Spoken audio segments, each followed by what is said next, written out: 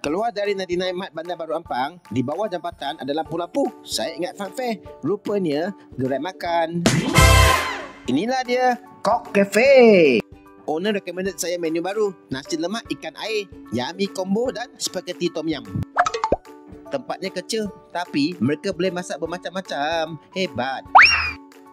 Tengok, tom yum spaghetti ini hanya RM12. Portionnya besar dan ada 2 ekor udang besar.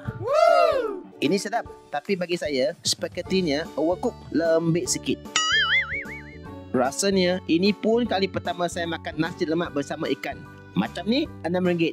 Dan ini saya sangat suka sebab kombinasi kuah dan sambalnya memang sangat-sangat ngam. Ini saya recommended. Malam-malam yang nak makan ringan-ringan, bolehlah order ini. Set yummy combo yang ada croffle dan coffee butter.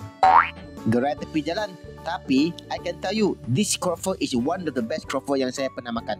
Makan je dah boleh tahu mereka menggunakan bahan yang berkualiti.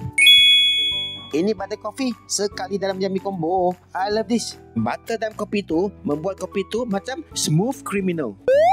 Pot santai-santai dengan makanan yang sedap, just perfect.